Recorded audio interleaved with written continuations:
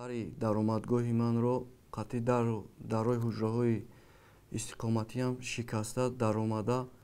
ин мард бештар аз 2 ҳафта мешавад барои баргаштан ба манзили зисташ саргардон аст. ӯ ва хонаводаашро бидуни қарори додгоҳ аз хонааш дар деҳаи ҷавонии шаҳри Роғун берун кардаанд. ҳамин рӯзи 28 май ҳамин гурӯҳи 8 нафара омада дари даромадгоҳи манро қатъи дарои ҳуҷраҳои истиқоматиам шикаста даромада ва мошини боркашам ки дар ҳавлинам буд,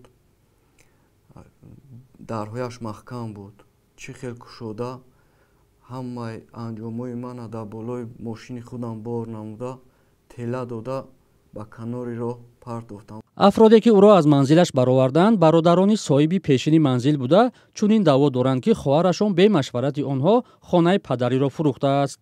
яке аз онҳо ваъда дод ки аз наздик бо радиои озодӣ омада суҳбат мекунад, вале то лаҳзаи таҳияи гузориш наомад. ман дар прокуратураи шаҳри Роғун ва дар милисияи Роғун тариқи хаттӣ муроҷиат намудаам ва то ҳол ягон чора надида истодаанд ва ман ҳамаи ҳуҷҷатҳое ки ҳамун хона ва яй ҳамаш тариқи нотариус ҳаст, ҳамаи ҳуҷҷатҳом ҳаст, лекин ягон чора аз тарафи прокурори Роғун ва милисияи Роғун ягон чора 15 шабонарӯз шудагӣ аст.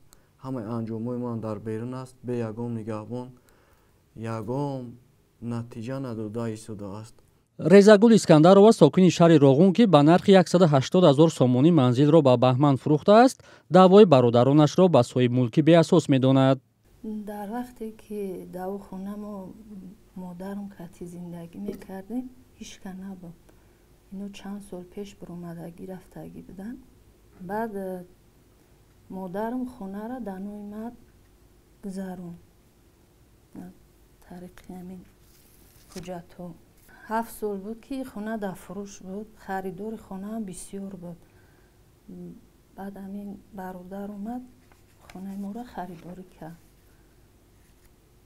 1.5 сол меша ина хонара харидорӣ кардам.